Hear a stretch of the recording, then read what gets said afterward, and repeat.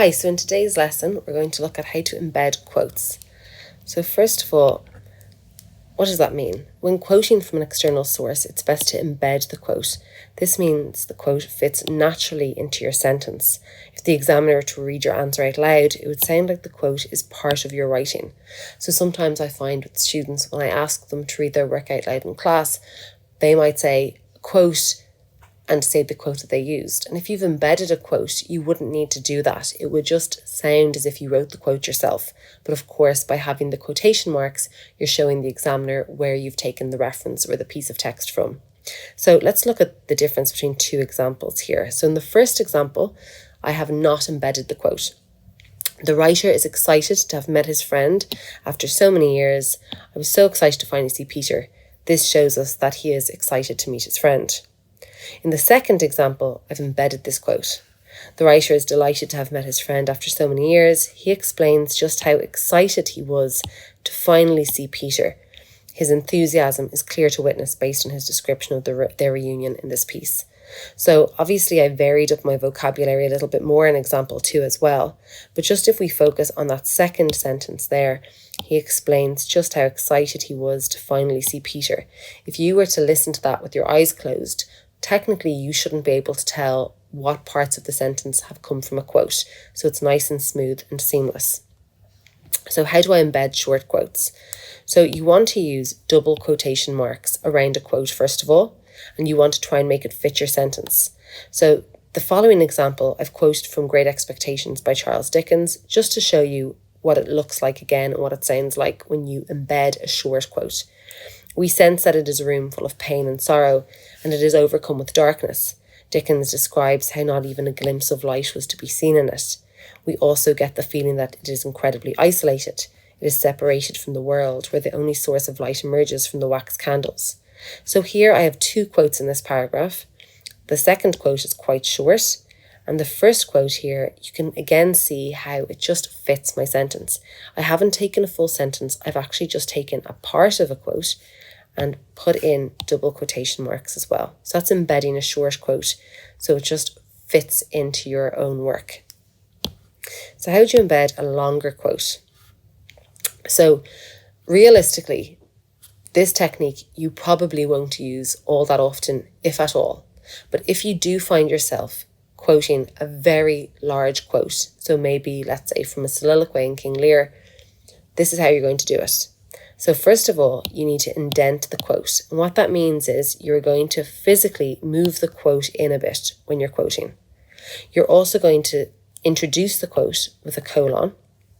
You're going to skip a line, indent, and then skip a line and back. So there are no quotation marks when you indent a long quote.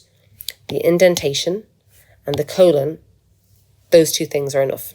So for example, I've said, not only is it blocked off from neighbouring residences, it seems closed off to visitors too. Within a quarter of an hour, we came to Miss Havisham's house, which is of old brick and dismal, and had a great many iron bars to it. Some of the windows had been walled up. Of those that remained, all the lower were rustily barred. The barred windows lend a defensive atmosphere to the setting, and then I carry on. And because of the way I've embedded the quote, the examiner will be able to tell that this is all the same paragraph, that I have not written this, I've just quoted it, it's not my work, but it's nice and clear. But again, if in doubt, try to stick with shorter quotes. How do you change a quote to fit your purpose? So if you wish to change a quote slightly, put the altered word into square brackets. So for example, if the original quote is, I turned my eyes, you could say, Pip recounts how he turned his eyes upwards. And the benefit of changing a quote quite slightly is it sounds more natural in the overall context of your sentence. So remember, in our marking scheme, always keeping the marking scheme in mind, PCLM, your L marks, your efficiency of language marks, how well you write clearly. Having an embedded quote will really help that because it'll sound smoother than saying, Pip recounts how he turned my eyes. That doesn't really make sense. So that's the benefit of embedding quotes and changing them to fit your purpose if needs be. We just use those square brackets to show the examiner which word from the quote we changed. So try to make these quotes fit better. So if you want, you could pause your video right now on this screen and see, could you make these fit a little bit more seamlessly? So the first one, he was certain that Sean was my best friend. So you can see that I've tried to embed a short quote, but it just doesn't sound quite right. So what do I need to do to fix it? And in the second quote, in her poem Black Rook in Rainy Weather, Sylvia Plath recognises that a rook ordering its black feathers can so shine as to seize my senses. So if you want a clue, you might just note the my, that might not fit totally. So if you want to pause and see, can you fix those? And then I'll show you the answers now. So for the first quote, he was certain that Sean was my best friend. I've changed it to say he was certain that Sean was his best friend. And you can see actually that the meaning of those two sentences is totally different. So using the square brackets, changing the word makes it fit my sentence in a far smoother fashion. And for the second quote, the second challenge I gave you, in her poem Black Rook in Rainy Weather, Sylvia Plath recognises that a rook ordering its black feathers can so shine as to seize my senses. I gave you the clue, the my should be changed.